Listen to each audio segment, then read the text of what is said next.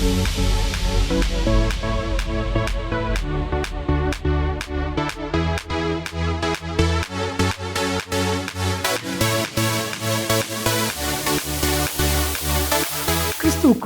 மிகவும் பிரியமானவர்களே, திருமறை தியானம் இந்த நிகழ்ச்சியை நமக்கு வழங்குகிற மதிப்பிற்குரிய டாக்டர் ரெவரண்ட் பால்ராஜ் அதிசயமணி ஐயா மும்பை பட்டணத்தில் மெத்தடிஸ்ட் திருச்சபையினுடைய போதகராய் பணியாற்றி இறைபணியை செய்தவர்கள்.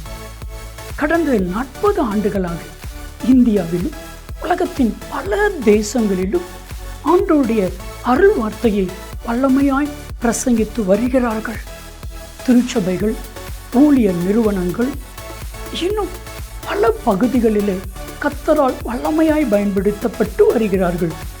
முழு வேதாமத்தை குறித்தான விளக்க உரையும் ஏறத்தாழ 125 புத்தகங்களும் கர்த்தர் அவர்களை கொண்டு எழுத வைத்திருக்கிறார்.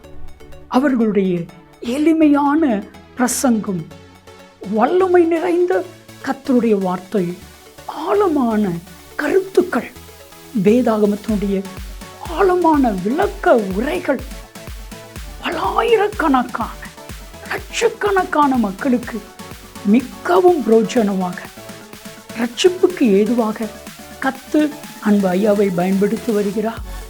இப்பொழுதும் நமது கிராஸ் டிவியில் திருமறை தியானம் என்கிற நிகழ்ச்சியில் கர்த்தர் அவர்களை பயன்படுத்துகிறார். இந்த நிகழ்ச்சியை மற்றவர்களுக்கு சொல்லுங்க, நீங்களும் பாருங்க. கர்த்தர் அன்பு ஐயாவை வல்லமையாக எடுத்து பயன்படுத்துவார். ஆண்டவருடைய பிரசன்னத்தில் மீண்டுமாக உங்களுக்கு அணுகையில் அதிக மகிழ்ச்சி அடைகிறேன். இந்நாளிலும் உங்கள் மத்தியில் வந்து உறவு கொள்ளவும் ஆண்டவருடைய வசனத்தை பகிர்ந்து கொள்ளவும் தருணம் கொடுத்து ஆண்டவரை துதிப்பதோடு எனக்கு வாய்ப்பு அளித்த உங்கள் அனைவருக்கும் என்னுடைய நன்றியை நான் தெரிவித்துக் கொள்கிறேன். அப்போஸ்தலர் நடவடிக்கைகளிலிருந்து இந்நாட்களில் நாம் செய்திகளை படித்து தியானித்து வருகிறோம். இன்றைய நாளிலும் திருச்சபை வளர்ச்சியின் சில இரகசியங்களை குறித்து, காரணிகளை குறித்து நாம் கற்றுக்கொள்ள இருக்கிறோம். அவற்றுக்கு அடிப்படையாக அப்போஸ்தலர் 3ஆம் அதிகாரம் 4ஆம் அதிகாரத்தில் உள்ள சில வசனங்களையும் வாக்குத்தத்தங்களையும் சம்பவங்களையும் சத்தியங்களையும் நாம் படித்து தியானிக்கப் போகிறோம். 5 அப்பங்களையும் 2 மீனையும் வைத்து ஆண்டவர் 5000 பேருக்கு அதிகமானவரை போஷித்தார் என்று சொல்லி வேதத்தில் வாசிக்கிறோம். குறைந்தது 5000 பேர். வேதத்தில் கருத்தாக வாசிக்கும் பொழுது திரளான ஜனங்கள் என்று சொல்லி வேதத்தில் வாசிக்கிறோம். சாதாரணமாக 5000 என்பது புருஷர்கள் மட்டும்தான், பெண்கள் பிள்ளைகளுடைய எண்ணிக்கை அங்கே சொல்லப்படவில்லை. திரளான ஜனங்கள் என்று சொல்லி வேதத்தில் வாசிக்கிறோம். யோவான் 6ஆம் அதிகாரத்திலே அப்படியாக நாம் பார்க்கிறோம். 5000 பேர் என்று வைத்துக்கொள்வோமே. அதற்கு பிறகு அந்த 5000 பேரும் போய்விட்டார்களே. இது கடினமான உபதேசம், யார் இதை கை கொள்ளக்கூடும் என்று சொல்லி அது முதல் அநேகர் அவரோடு கூட நடவாமல் பின்வாங்கி போனார்கள் என்று சொல்லி யோவான் 6ஆம் அதிகாரத்திலே நாம் காண்கிறோம். பிறகு பரிதாபமான ஒரு கேள்வியை 12 பார்த்து ஆண்டவராகிய இயேசு கிறிஸ்து கேட்கிறார். நீங்களும் போய்விட மனதாக இருக்கிறீர்களோ என்று கேட்டதற்கு சீமோன் பேதுரு சொல்கிறான், யாரிடம் போவோம் ஆண்டவரே, நீதி ஜீவ வசனங்கள் உம்மிடத்திலே உண்டே என்று சொல்லும் பொழுது ஆண்டவர் சொல்லுகிறார், சரிதான், இருந்தாலும் உங்களுக்குள்ளே ஒருவன் பிசாசாக இருக்கிறார் என்று ஆண்டவர் குறிப்பிடுவதாக பார்க்கிறோம். அப்போ 12 பேரில் ஒருத்தன் போயிட்டான். 11 பேர் மட்டுமே தங்கியிருந்தார்கள் என்று சொல்லி வேதத்தில் வாசிக்கிறோம். அதற்கு பிறகு சிலுவை அடிவாரத்தில் ஒரே ஒருவன் தான் வந்து நின்றான், யோவான். மற்றவர்களும் மேய்ப்பனை விட்டுவேன் ஆடுகள் சிதறடிக்கப்படும் என்ற வாக்குக்கிணங்க எல்லோரும் ஆண்டவர் இயேசு கிறிஸ்துவை நிர்கதியாக கெத்செமனே தோட்டத்தில் விட்டுவிட்டு பறந்து விட்டனர் என்று சொல்லி வேதத்தில் படிக்கிறோம். ஒரே ஒருவன் சீஷன் யோவான் மட்டும் நிற்கிறான் சிலுவை அடிவாரத்திலே. திரும்ப அந்த கூட்டம் 11ஆக மாறியது. பிரிந்தவர்கள் கூடினர். தோமா கூட வந்து சேர்ந்து கொண்டான். 11 பேராக வந்தார்கள். யூதா செத்து போனானே, தற்கொலை பண்ணி கொண்டான். அவனுடைய இடத்தை நிரப்ப வேண்டும் என்று கருதி ஒருவரை தெரிந்தெடுக்கிறார்கள். அந்த ஆள் பேர் மத்தியா. அப்போ 11 இப்போ 12 ஆச்சு. மொத்த நபர்களாக மாறிவிட்டது. கூட்டத்தில் 120 பேர் இருந்ததாக அப்போஸ்தலர் 1ஆம் அதிகாரத்தில் நான் பார்க்கிறோம். பேதுரு பிரசங்கிக்கிறான். 3000 பேராக அந்த கூட்டம் மாறியது என்று சொல்லி வேதத்தில் வாசிக்கிறோம். இப்பொழுது இந்த 3ஆம் 4ஆம் அதிகாரத்தில் வரும் பொழுது 5000ஆக அந்த தொகை திகழ்ந்தது என்று சொல்லி 4ஆம் அதிகாரம் 4ஆம் வசனத்தில் வாசிக்கிறோம். வசனத்தை கேட்டவர்களில் அநேகர் விசுவாசித்தார்கள். அவர்கள் தொகை ஏறக்குறைய 5000 இருந்தது என்று சொல்லி வேதத்தில் வாசிக்கிறோம். ஆரம்பத்தில் என்ன சொன்னோம்? 5000. இப்போ என்ன சொல்கிறோம்? 5000. 5000 போச்சு, 5000 வந்துச்சு. திருச்சபை வளர்ச்சியே இதுதானே. சிலர் போவாங்க, சிலர் வருவாங்க, போக்குவரத்துமா திருச்சபை வளர்ச்சி காணப்படும். 5000 போகும், 5000 வரும். எனவே சபை குறித்து யாரும் ரொம்ப கவலைப்பட வேண்டிய தேவையில்லை. ஏனென்றால் சபைக்காக மரித்தவர் நீங்கள் அல்ல, சபையில் ஆட்களை கொண்டு வருவதும் நீங்கள் அல்ல. தம்முடைய சுய ரத்தத்தினாலே இயேசு சபையை சம்பாதித்தார் என்று சொல்லி வேதம் சொல்லுகிறது. அப்போஸ்தலர் 20:28 கர்த்தர் அனுதினமும் சபையிலே ஆட்களை சேர்த்து கொண்டு வந்தார் என்று சொல்லி 2ஆம் அதிகாரம் 47ஆம் வசனத்திலே நாம் பார்க்கிறோம். மரித்தவரும் அவர், மற்றபடி ஆட்களை கொண்டு வருவதும் அவர். எனவே மனங்கலங்க வேண்டாம். சிலர் போவார்கள், சிலர் வருவார்கள், இப்படி மாறி மாறி வந்து கொண்டிருக்கும். மணிகள் இருக்கும், சாவிகள் பறக்கும். பயிர்கள் இருக்கும், களைகள் களையப்படுவார்கள். போகிறவர்களை நினைத்து நீங்கள் வருந்த வேண்டாம். என்ன செய்யலாம்? அவர்களுக்காக நீங்கள் ஜெபிக்கலாம். அவர்கள் ரட்சிக்கப்பட வேண்டும், அல்லது ரட்சிப்பை பெற்று அந்த ரட்சிப்பை அவர்கள் இழந்து போனார்கள் என்றால் மீண்டும் ரட்சணியத்தின் சந்தோஷத்திற்குள் அவர்கள் வந்து சேரத்தக்கதாக அவர்களுக்காக ஜெபிக்க வேண்டியது நம்முடைய கடமை என்று சொல்லி வேதம் நமக்கு கற்றுக் கொடுக்கிறது. மாறாக திருச்சபை வளர்ந்து கொண்டே இருக்கிறது. 12 திரும்ப 3000, திரும்ப 5000, திரும்ப திரளான ஜனங்கள், திரளான சீஷர்கள். இப்படித்தான் அவருடைய பட்டியலை, எண்ணிக்கையை அப்போஸ்தலர் நடவடிக்கைகளிலே நாம் பார்த்து வருகிறோம். சரி, இன்றைய நாளிலே நம்முடைய செய்தியின் தலைப்பு அப்போஸ்தலர் 3ஆம் அதிகாரம் 4ஆம் அதிகாரங்களின் அடிப்படையிலே திருச்சபை வளர்ச்சியின் ரகசியங்கள் என்று சொல்லி இன்றைய நாள் செய்தியை நாம் பார்க்க போகிறோம். எப்படி இந்த சபையின் வளர்ச்சி ஆரம்பமாகிறது? 4ஆம் அதிகாரம் பாருங்கள். 4ஆம் அதிகாரம் முதல் 4 வசனங்களிலே அவர்கள் ஜனங்களுடனே பேசிக்கொண்டிருக்கையில் ஆசாரியர்களும் தேவாலயத்து சேனை தலைவனும் சதுசேயரும் அவர்களிடத்தில் வந்து அவர்கள் ஜனங்களுக்கு உபதேசிக்கிறதினாலும் இயேசுவை முன்னிட்டு மரித்தோரிலிருந்து உயிர்த்தெழுதலை பிரசங்கிக்கிறதினாலும் சினம் கொண்டு அவர்களை பிடித்து சாயங்காலமாக இருந்தபடியினால் மறுநாள் வரைக்கும் காவலில் வைத்தார்கள். உபத்திரவத்தின் ஆரம்பமாகிவிட்டது. பெர்சிக்யூஷன் மேனிஃபெஸ்ட் அப்போ ஆரம்பமாகிவிட்டது என்று சொல்லி இந்த பகுதியிலே நான் வாசிக்கிறோம். உபத்திரவம் ஆரம்பமாகிறது. சபை வளர்ச்சிக்கு முதல் அடிப்படை ரொம்ப வித்தியாசமாக இருக்கும். இந்த கருத்து உபத்திரவம், பெர்சிக்யூஷன், பெயின், ப்ராப்ளம். உபத்திரவம் முதலாவது காரணம் என்று சொல்லி வேதத்திலே தெளிவாக நான் வாசிக்கிறோம். யூதர்கள் மட்டுமல்ல, அன்றைய நாட்களிலே ரோமர்கள் கூட அவர்கள் தான் ஆண்டு வந்தார்கள். அவர்கள் மத்தியிலும் கிறிஸ்தவர்களுக்கு உபத்திரவங்கள் காணப்பட்டன என்று சொல்லி வேதத்திலே, வரலாற்றிலே நாம் பார்க்கிறோம். விசுவாசிகள் வன விலங்குகள் மத்தியிலே தூக்கி எறியப்பட்டார்கள். விசுவாசிகள் அவர்கள் உடல்களெல்லாம் டார்ச் மாதிரி, தீப்பந்தங்கள் மாதிரி எரியத்தக்கதாக ஒரு கம்பத்தில் அவர்களை ஏற்றி கொளுத்தி விட்டார்கள்.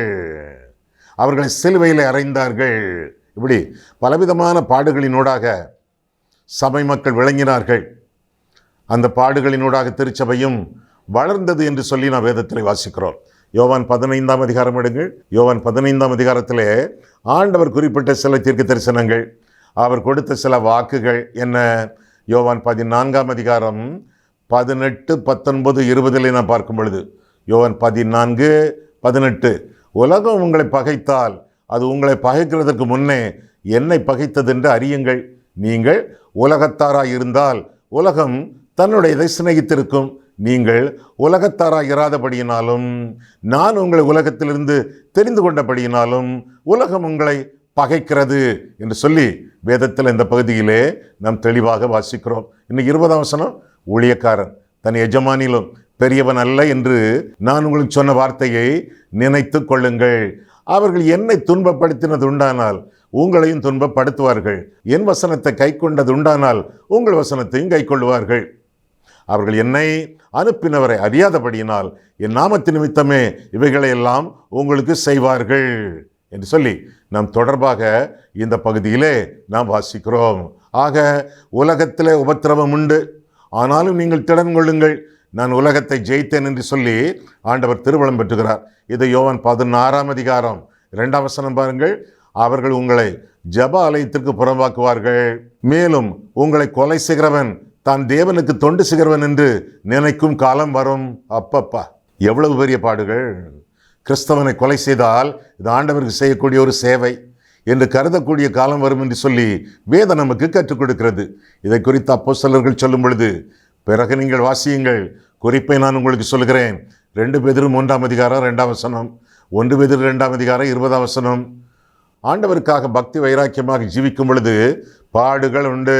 பாடுகளின் ஊடாக ஆண்டவர் திருச்சபையை வழி நடத்துகிறார், வலிமைப்படுத்துகிறார், வளர்க்கிறார் என்று சொல்லி வேதம் நமக்கு கற்றுக் கொடுக்கிறது. டெர்ட்டல்லியன் என்று ஒரு வேத அறிஞர், திருச்சபை தந்தை, ஒரு காலத்தில் சொன்னார், the blood of the martyrs is the seed of the church. அப்போ அதனுடைய அர்த்தம் என்ன? இரத்த சாட்சிகளின் ரத்தம் திருச்சபையின் வித்து என்று சொன்னதாக பார்க்கிறோம். சபையின் வித்து அது வளர்கிறது.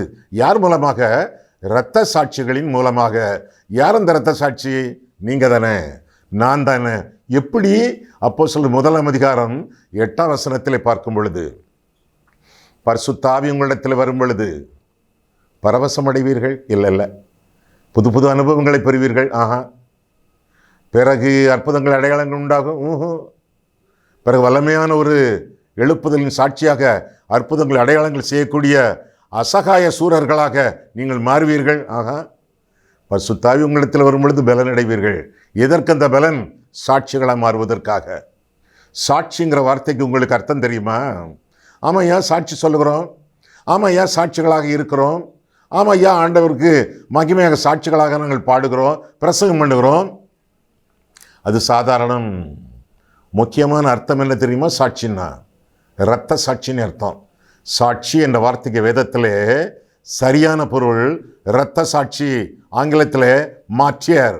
சாட்சி என்ற வார்த்தைக்கு கிரேக்க மொழியிலே மார்த்துரியா என்ற வார்த்தை, அதிலிருந்து வந்த ஆங்கில வார்த்தை மார்ட்டியர். நல்ல ஒரு காரியத்திற்காக கொல்லப்படுகிறவன் மார்ட்டியர், இரத்த சாட்சி என்று அர்த்தம். அப்போ 1:8 சரியாக, துல்லியமாக, தெளிவாக மொழிபெயர்ப்பது எப்படி? பரிசுத்த ஆவி உங்களிடத்தில் வரும் பொழுது நீங்கள் பலனடைந்து எருசலேமிலும் யூதேயா முழுவதிலும் சமாரியாவிலும் பூமியின் கடைசி பரியந்தமும் எனக்காக இரத்தம் சிந்துகிறவர்களாக இருப்பீர்கள். எருசலேமில் இரத்தம் சிந்துவீர்கள், சமாரியாவில் சிந்துவீர்கள், யூதேயா முழுவதிலும் சிந்துவீர்கள். ஒவ்வொரு இடத்திலும் பூமியின் கடைசி பரியந்தமும் எங்கெங்கெல்லாம் போகிறீர்களோ அங்கெங்கெல்லாம் எனக்கு இரத்த சாட்சிகளாக இருப்பீர்கள் என்று ஆண்டவர் சொல்வதுதான் வேதத்தின் துல்லியமான மொழிபெயர்ப்பு. உபத்திரவம், அதனாலே உபதேசங்கள் பெருகும், அதனாலே உண்மையான கிறிஸ்தவர்கள் பெருகுவார்கள் என்று சொல்லி வேதம் நமக்கு கற்றுக் கொடுக்கிறது. என் நிமித்தம் உங்களை நிந்தித்து துன்பப்படுத்தி பலவிதமான தீமையான மொழிகளையும் பொய்யாய் சொல்வார்களானால் பாக்கியவான்களாக இருப்பீர்கள். சந்தோஷப்பட்டு களி கூறுங்கள், உங்களுக்கு முன்னிருந்த தீர்க்கதரிசிகளையும் அப்படியே துன்பப்படுத்தினார்களே என்று மத்தேயு 5 அதிகாரம் 11-12 ஆண்டவராகிய இயேசு கிறிஸ்து திருமணம் பெற்றுவதாக நான் வேதத்தில் வாசிக்கிறோம். பாடுகள் உண்டு, மோட்சத்தை அடைந்திடவே பாடுகள் பட வேண்டும். பாடுகளினூடாக பரலோகத்தை சுதந்திரித்துக் கொள்ள வேண்டியது நம்முடைய கடமை. எந்தன் துன்பத்தின் வழியாய் இன்னும் உம்மை கிட்டிச் சேர்வேன். ஒருவன் என்னை பின்பற்ற விரும்பினால் ஒவ்வொரு நாளும் அற்புதங்களை அடையாளங்களையும் எதிர்பார்த்து என்னை பின்பற்ற கடவன் என்று ஆண்டவர் சொல்லவில்லை. ஒருவன் என்னை பின்பற்ற விரும்பினால் அவன் தன்னைத்தான் வெறுத்து தன் சிலுவையை எடுத்துக்கொண்டு அனுதினமும் என்னை பின்பற்ற கடவன். மத்தேயு 16:24. நாம் எல்லாரும் கோயில் மணிகள் அல்ல, நாம் எல்லாரும் கோதுமை மணிகள் என்று ஆண்டவர் சொல்லுகிறார். யோவான் 12 அதிகாரம் 24 வசனத்திலே, கோதுமை மணியானது நிலத்தில் விழுந்து சாகாவிட்டால் தனித்திருக்கும், செத்ததையாகில் மிகுந்த பலனை கொடுக்கும். கோதுமை மணி மிகுந்த பலனை கொடுக்க வேண்டும் என்றால் அது என்ன செய்ய வேண்டும்? சாக வேண்டும், மரிக்க வேண்டும். மண்ணுக்குள்ளே மறைந்து மண்ணுக்குள்ளே மரித்து அது காணப்படும் பொழுது மகிமையின் கனிகள் அதன் மூலமாக கிளர்ந்தெழும்பும், உண்டாகும். ஆண்டவரை அந்த கனிகள் மகிமைப்படுத்தும். நீங்களும் நானும் கோதுமை மணிகள். ஆண்டவருடைய உள்ளங்கையிலே வீற்றிருப்பதற்காக அல்ல, ஒரு மணிமுடியிலே உட்கார்ந்திருப்பதற்காக அல்ல, குறைந்தபட்சம் உங்களுடைய ஷோகேஸிலே அமர்ந்திருப்பதற்காக அல்ல. மண்ணுக்குள்ளே மறைந்து மண்ணுக்குள்ளே மரித்து காணப்படும் பொழுது மகிமையின் கனிகள் உண்டாகும். இன்னும் பார்க்கிறோம் விதத்திலே 2 தீமோத்தேயு 3 அதிகாரம் 12 வசனத்திலே அன்றியும் தேவ பக்தியாய் நடக்க மனதாய் இருக்கிற யாவரும். யாவரும்னா உங்க மனசுல வரக்கூடிய எல்லா ஊழியக்காரர்கள் பெயர்களையும் எடுத்துக்கணுங்களேன். பில்லி கிரஹாமிலிருந்து பெனிகின் வரை எடுத்துக்கொள்ளுங்களேன், அல்லது உள்ளூர் ஊழியக்காரர்கள் எடுத்துக்கணுங்களேன். தேவ பக்தியாய் நடக்க மனதாய் இருக்கிற யாவரும் துன்பப்படுவார்கள் என்று சொல்லி வேதம் நமக்கு கற்றுக் கொடுக்கிறது.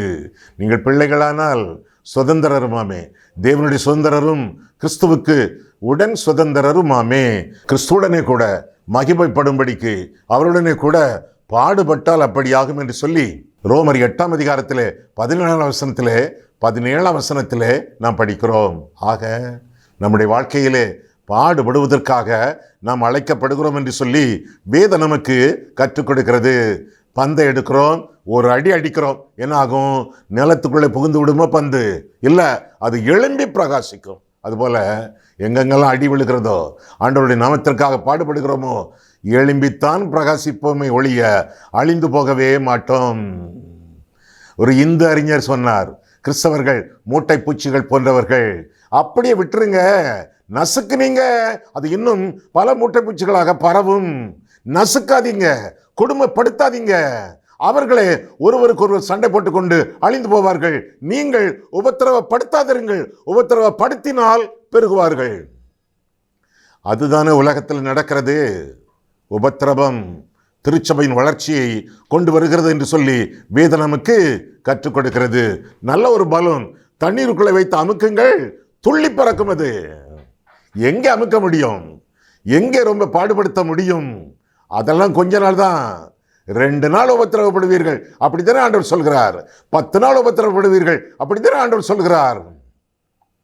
வெளிப்படுத்தல் விசேஷம் 2ஆம் அதிகாரத்திலே உபத்திரவம் கொஞ்ச நாள், லேசான இந்த உபத்திரவம் கன மகிமையை கர்த்தருக்கு கொண்டு வரும், நமக்கும் கொண்டு வரும். எனவே எந்த விதமான கலக்கமும் இல்லாமல், குழப்பமும் இல்லாமல் ஆண்டவருக்கு நம்முடைய வாழ்க்கையை அர்ப்பணித்து ஆண்டவருடைய சித்தத்தின் நடுவிலே ஜீவிக்க வேண்டியது நம்முடைய கடமை என்று சொல்லி வேதம் நமக்கு கற்றுக் கொடுக்கிறது.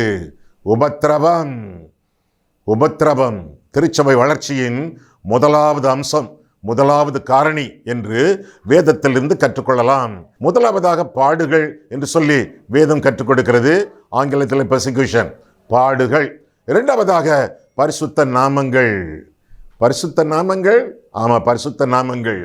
இந்த நாமங்களை குறித்து விவரமாக அடுத்த செய்தியிலே பார்ப்போம். இப்போ அந்த நாமங்களை கேட்க ஆசையா இருக்கியா? சொல்லியிருக்கலாம், எழுதி கொள்ளுகிறோம். எங்கே எழுதி கொள்ள? உங்களுடைய வேதத்திலேயே நீங்கள் அண்டர்லைன் பண்ணி கொள்ளலாம், வேதத்திலேயே நீங்கள் குறித்து கொள்ளலாம். 7-8 நாமங்கள். ஒவ்வொரு நாமத்திலும் ஒவ்வொரு வல்லமை உண்டு. ஒவ்வொரு நாமத்தினாலும் திருச்சபையின் வளர்ச்சி உண்டு. வல்லமையும் வளர்ச்சியும் இந்த நாமங்களிலே உண்டு. பரிசுத்த நாமங்கள். முதலாவதாக பாடுகள், இரண்டாவதாக பரிசுத்த நாமங்கள். என்னென்ன நாமங்கள்? முதலாவதாக 3ஆம் அதிகாரம் 6ஆம் வசனம் நசரேயன் என்ற நாமம். இரண்டாவதாக என்ன நாமம்? 6ஆம் வசனம் 19ஆம் வசனம் இயேசு கிறிஸ்து என்ற நாமம். 13ஆம் வசனத்திலே இயேசு, 18ஆம் வசனத்திலே கிறிஸ்து. மொத்தத்திலே இயேசு கிறிஸ்து. எங்கே? 6ஆம் வசனம் 19ஆம் வசனம். மூன்றாவதாக 13ஆம் வசனத்திலே 26ஆம் வசனத்திலே பிள்ளை. ஆங்கிலத்திலே சன்னு போட்டிருக்காங்க. தேவனுடைய பரிசுத்த பிள்ளை. பிள்ளை என்பது அவருடைய நாமம். இன்னும் 4ஆவதாக பரிசுத்தர் என்ற வார்த்தை 14ஆம் வசனத்திலே, 28ஆம் வசனத்திலே பரிசுத்தர் என்ற நாமம். 5ஆவது நாமம் நீதியுள்ளவர், அதே 14ஆம் வசனம். 15ஆம் வசனத்திலே, இதெல்லாம் 3ஆம் அதிகாரத்திலே, 15ஆம் வசனத்திலே ஜீவாதிபதி என்று பார்க்கிறோம். 7ஆவது நாமம் 22ஆம் வசனத்திலே தீர்க்கதரிசி என்ற நாமம். 7 நாமங்கள். பின்ன 8ஆவதாக வேண்டும் என்றால் 4ஆம் அதிகாரம் 11ஆம் 12ஆம் வசனங்களிலே மூலைக்கல் என்று சொல்லப்பட்டிருக்கிறது. இத்தனை நாமங்கள், பயங்கர நாமங்கள், பரிசுத்த நாமங்கள், ஆண்டவருடைய பக்தி வைராக்கியமான நாமங்கள். இந்த நாமங்களினாலே திருச்சபை வளர்ந்தது. மீண்டும் சொல்ல வந்த நாமங்கள் 6ஆம் வசனம் 3ஆம் அதிகாரத்திலே 6ஆம் வசனம் நசரேயன், 6ஆம் வசனத்திலே இயேசு கிறிஸ்து, 13ஆம் வசனத்திலே பிள்ளை, 14ஆம் வசனத்திலே பரிசுத்தர், இன்னும் 14ஆம் வசனத்திலே நீதியுள்ளவர், 6ஆவதாக 15ஆம் வசனத்திலே ஜீவாதிபதி, 22ஆம் வசனத்திலே தீர்க்கதரிசி, 4ஆம் அதிகாரம் 11, 12 மூலைக்கல். இப்படி பயங்கரமான பரிசுத்தமான நாமங்களினாலே திருச்சபை வளர்ச்சி பெற காரணிகள் ஆயிற்று. முதலாவதாக பாடுகள், இரண்டாவதாக பரிசுத்த நாமங்கள், மூன்றாவதாக பிரசங்கம். பிரசங்கம் எவ்வளவு முக்கியமான காரியம் என்று சொல்லி நாம் அறிந்து கொள்ளலாம். அப்போஸ்தலனாகிய பேதுரு பிரசங்கம் பண்ணுகிறான். அவன் பண்ணக்கூடிய இரண்டாவது பிரசங்கம் பேதுரு பிரசங்கிக்கிறான் என்று சொல்லி வேதத்தில் நாம் வாசிக்கிறோம். என்ன பிரசங்கம் பண்ணுகிறான் பேதுரு? 4ஆம் அதிகாரம், அப்போஸ்தலர் 4ஆம் அதிகாரத்திலே நாம் பார்க்கும் பொழுது 8ஆம் வசனம் முதல், அப்பொழுது பேதுரு பரிசுத்த ஆவியினாலே நிறைந்து அவர்களை நோக்கி, ஜனத்தின் அதிகாரிகளே, இஸ்ரவேலரின் மூப்பரே என்று சொல்லி அவனுடைய பிரசங்கத்தை அவன் ஆரம்பிப்பதாக பார்க்கிறோம். ஏற்கனவே 2வது அதிகாரத்திலே பிரசங்கம் பண்ணியவன். 2ஆம் அதிகாரம் 11 ஒரு பிரசங்கம், அது அவனுடைய முதல் பிரசங்கம். இது அவனுடைய 2வது பிரசங்கம். இந்த 8ஆம் வசனத்திலிருந்து நாம் பார்க்கிறோம். பாருங்க, 8ஆம் வசனம் மீண்டும் பார்க்கப்பட வேண்டிய வசனம். அப்பொழுது பேதுரு பரிசுத்த ஆவியினாலே நிறைந்து. ஆமையா, பேதுரு ஏற்கனவே பரிசுத்த ஆவியானவரால் நிரப்பப்பட்டாச்ச. இதே 4ஆம் அதிகாரம் 31ஆம் வசனம் பாருங்கள், 31. அவர்கள் ஜெபம் பண்ணின போது அவர்கள் கூடியிருந்த இடம் அசைந்தது. அவர்கள் எல்லாரும் பரிசுத்த ஆவியினால் நிரப்பப்பட்டு தேவ வசனத்தை தைரியமாய் சொன்னார்கள். ஆமா, 2ஆம் அதிகாரம் 4ஆம் வசனத்தில் ஏற்கனவே நிரப்பப்பட்டார்கள். இப்போ 4ஆம் அதிகாரம் 8ஆம் வசனத்தில் மீண்டுமாக நிரப்பப்படுகிறார்கள். அதே 4ஆம் அதிகாரம் 31ஆம் வசனத்தில் மீண்டுமாக நிரப்பப்படுகிறார்கள். அப்போ ஆவியின் நிறைவு ஒரு நாள் அனுபவம் அல்ல. ஆவியின் நிறைவு ஒவ்வொரு நாளின் அனுபவம். ஆவியின் நிறைவு என்பது அன்றொரு நாள் அனுபவம் அல்ல. ஆவியின் நிறைவு என்பது அன்றாட அனுபவம், நிமிடந்தோறும் நிகழ வேண்டிய அனுபவம் என்று சொல்லி வேதத்திலே நாம் பார்க்கிறோம். ஆவியின் நிறைவு அனுதின அனுபவம். எபேசியர் 4ஆம் அதிகாரம் 18ஆம் வசனத்திலே நாம் பார்க்கும் பொழுது, நீங்கள் துன்மார்க்கத்திற்கு ஏதுவான மதுபான வெறி கொள்ளாமல் ஆவியினாலே நிறைந்திருங்கள். சரியான மொழிபெயர்ப்பு, ஆவியினாலே நிறைந்து கொண்டே இருங்கள். It is a continuous experience. ஆவியின் நிறைவு என்பது அனுதின அனுபவம், ஒவ்வொரு நாளும் நிகழ வேண்டிய அனுபவம் என்று சொல்லி வேதத்தில் என்ன வாசிக்கிறோம். 8ஆம் வசனத்தில் என்ன வாசித்தோம்? பேதுரு பரிசுத்த ஆவியினாலே நிறைந்து அவர்களை நோக்கி பிரசங்கம் பண்ணுகிறான். 31ஆம் வசனத்தில் என்ன வாசிக்கிறோம்? அவர்கள் ஜெபம் பண்ணின போது அவர்கள் கூடியிருந்த இடம் அசைந்தது. அவர்கள் எல்லாரும் பரிசுத்த ஆவியினாலே நிரப்பப்பட்டு தேவ வசனத்தை தைரியமாய் சொன்னார்கள். 8ஆம் வசனத்தில் பிரசங்கம், 31ஆம் வசனத்தில் பிரசங்கம். ஆமையா, அப்போ 2ஆம் அதிகாரத்திலே நாம் பார்க்கும் பொழுது, முதல் 4 வசனங்களிலே பார்க்கும் பொழுது, அங்கேயெல்லாம் முழக்கம் உண்டாயிற்று, பெரிய காற்று வந்தது, அக்கினிமயமான அனாவுகள் போல காணப்பட்டு அமர்ந்தன, வெவ்வேறு பாஷைகளிலே அவர்கள் பேசினார்கள். இப்போ இந்த 4ஆம் அதிகாரத்தில் அதெல்லாம் இல்லையே ஐயா. 2ஆம் அதிகாரத்தில் நிரப்பப்பட்டார்கள், வெவ்வேறு அடையாளங்கள் பாஷைகள் எல்லாம் வந்துச்சு. இப்போ 4ஆம் அதிகாரத்தில் ஒன்றையும் காணலையே. அவர்கள் நிரப்பப்பட்டார்கள், பிரசங்கம் தான் பண்ணினார்கள், வேற ஒரு அடையாளமும் இல்லையே. ஒரு காலத்தில் நடைபெற்ற அடையாளங்கள் இன்னொரு காலத்தில் தொடர்ந்து நடைபெற வேண்டும் என்று அவசியம் இல்லை. ஆவியானவர் வரும் பொழுது அவருடைய சித்தப்படி, அவருடைய வேலையின்படி, அவருடைய நோக்கங்களுக்காக வருவார் என்று சொல்லி வேதத்திலிருந்து தெளிவாக நாம் வாசிக்கிறோம்.